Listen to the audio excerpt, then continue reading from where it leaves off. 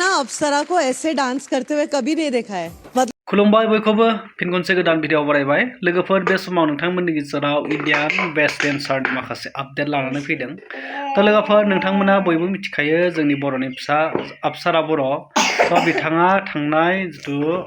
super dancer chapter 5 आव जि competition खालामदोंमोन नाथाय बिथाङा उइनार जानो हायासै थ' फिन आरो इन्डियान बेस्ट डेन्सार चेप्टार 5 बा सिजन 5 आव बिथाङा आरो फिन बाहागो लाबावदों थ' लोगोफोर नोंथांमोना भिडिअखौ जोबजासिम नायलां थांनाय जितु सुपार डेन्सार चेप्टार 5 आव जिखिनि टीम कम्पिटिसन खालामनाय गासै टीमानो इन्डियान बेस्ट डेन्सार चेप्टार 5 बेहाय बाहागो लादों फिन आरो अप्सरा बर' बिथाङाबो फिन डेन्स कम्पिटिसनाव बाहागो लाबावदों थ' लोगोफोर बे जोबोद मोजां आपडेट जोंनि बर' हारिनि थाखाय आरो जोंनि उन्दै उन्दै लाइमोन गथ'फोरनि थाखाय बे मोनसे थुलुंगा गोनां स' अप्सरा बर' बिथाङा गोबां नाजानायनि गेजेरजों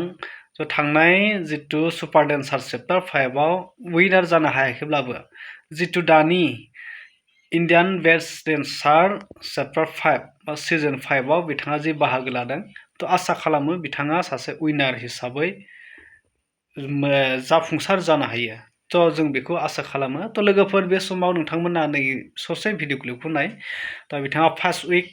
बिनो सेटारडे आरो सानडे फार्स्ट उइकआव बिथाङा बे कम्पिटिसनखौ खालामबाय आरो फार्स्ट रिलिज जादों थ' नोंथांमोना माबायदि एसे नायनानै लाग्रो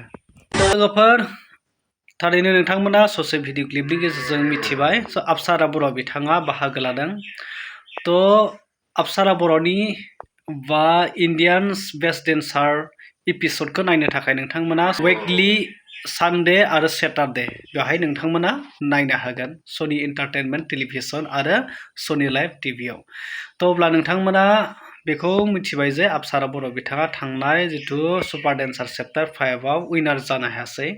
नाथाय एबारनि जितु इन्डियान बेस्ट डेन्सार बेवहाय अप्सरा बर' बिथाङा सासे उइनार जाहैनो हायो थ' बिनि थाखाय जोङो बयबो सापर्ट खालामनांगोन थ' बिथांनि देरहासार बा बिथांनि उइनार जानाया जोंनि बर' उन्दै उन्दै लाइमोनफोरनि थाखाय मोनसे थुलुंगा गोनां जागोन बा जोंनि बर' हारिनि थाखाय मोनसे मुंदांखा जागोन